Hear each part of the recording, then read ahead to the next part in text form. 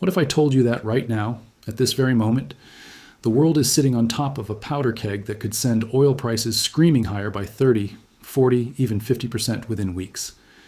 And what if the real winner in all of this chaos isn't oil at all? It's something that's been sitting quietly in your hands, or maybe sitting quietly in a vault somewhere, waiting for exactly this moment. While the world is fixated on missiles and oil fields, there's a much older story playing out, one that's been told 100 times throughout history. And if you understand it, truly understand it, you will be ahead of 99% of the people around you. Welcome back, everyone. I'm Yali Jiang, and you're watching Silver Signals, the channel where we cut through the noise, connect the dots between global events and your wealth, and talk about precious metals the way they were meant to be talked about, honestly, clearly, and with real passion. If you're new here, welcome. This community is growing fast because we don't sugarcoat things and we don't follow the crowd. If you haven't subscribed yet, please do it now. Hit that button below, because what we're going to talk about today is the kind of content that matters, not just for your portfolio, but for your understanding of how this world actually works. Today, we're diving into the Iran war and what it means for oil markets, energy prices, global inflation, and most importantly, what it means for silver and gold. As of the 28th of February 2026, joint U.S. and Israeli strikes on Iran have plunged the Middle East into what experts are already calling one of the gravest shocks to global energy markets in decades. Not in years, in decades. That's not me being dramatic. That's Reuters, and that's the language being used by global energy analysts right now. So let's start with what's actually happening on the ground, because the facts here are stunning enough on their own. The United States and Israel carried out coordinated military strikes on Iran on Saturday, targeting senior leadership, disrupting command structures, and triggering a retaliatory wave of Iranian missile attacks across the Gulf. Explosions were reported in the United Arab Emirates, and missiles were intercepted near Qatar, the world's second largest exporter of liquefied natural gas. Blasts were heard in Bahrain, and critically, near Iran's Karg Island, the terminal through which about 90% of Iran's crude oil exports normally flow. Let that number sink in. 90%. That's not a footnote. That's the jugular vein of Iranian oil exports.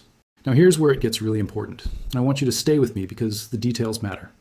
As of right now, there are no confirmed disruptions to the Strait of Hormuz. And if you don't know what the Strait of Hormuz is, here's the simplest way I can put it.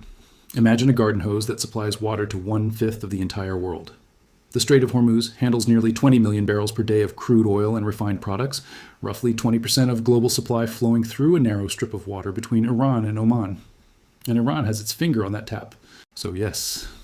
Right now, the strait is still open, and shipping data suggests that Tehran had actually been quietly moving oil off Karg Island onto tankers in the days before the strikes, almost like they knew something was coming. But the critical word in all of this is, for now, the threat is real, the uncertainty is already brutal, and markets don't wait for confirmation. They price in fear, fast. Benchmark Brent crude had already climbed to around $70 a barrel in the weeks leading up to this, their highest level since August 2025, as investors braced for exactly this kind of confrontation. When trading opens on Monday morning, analysts are widely expecting steep increases, and some traders are already whispering about the possibility of triple-digit oil prices if the conflict escalates and the strait becomes a flashpoint. And here is exactly where precious metals enter the picture in a way that should make every silver and gold holder feel very, very good about where they're positioned. Think about what rising oil prices actually mean in the real world. They don't stay contained in the energy sector. They bleed into everything. When oil goes up, transportation costs go up, and when transportation costs go up, the cost of every single good in the global supply chain goes up.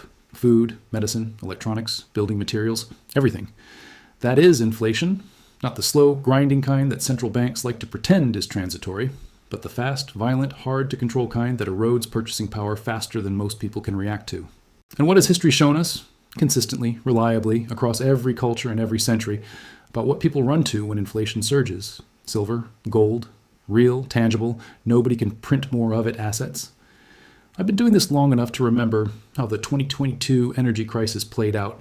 When Russia invaded Ukraine and European energy prices spiked, gold rallied hard, and silver followed.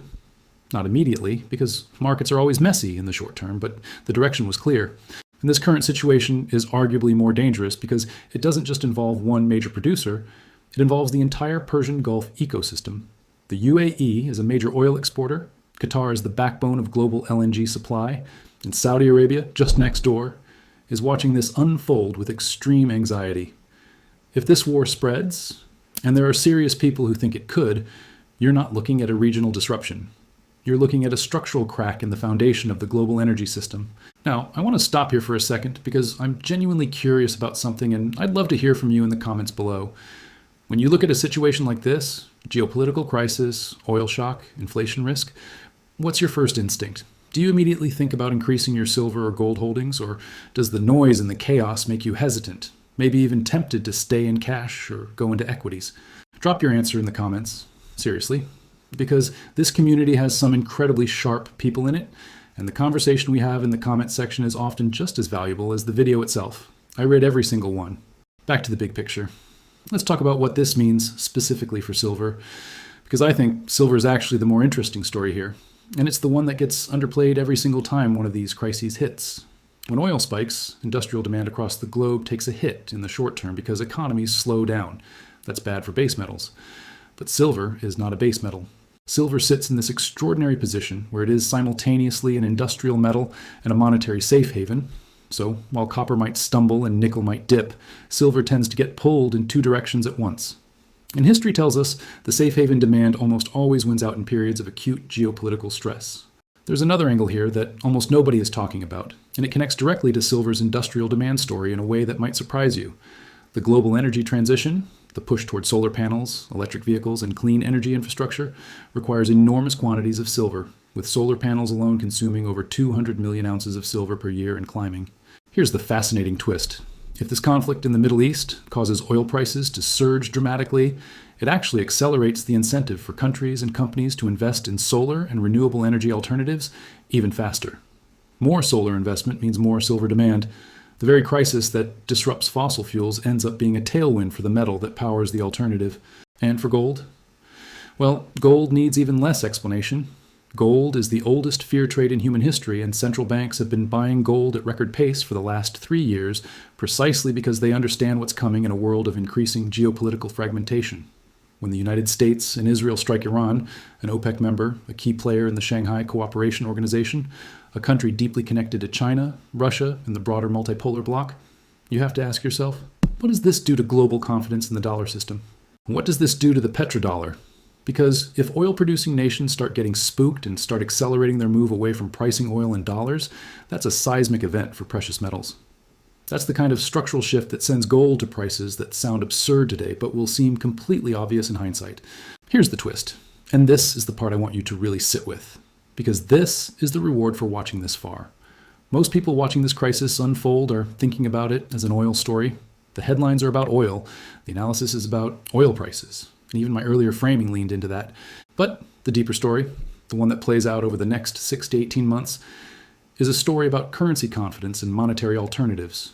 Every time there is a major geopolitical rupture of this scale, governments respond by spending emergency defense budgets, economic stimulus to cushion the blow of higher energy costs, interest rate decisions that become political rather than purely economic.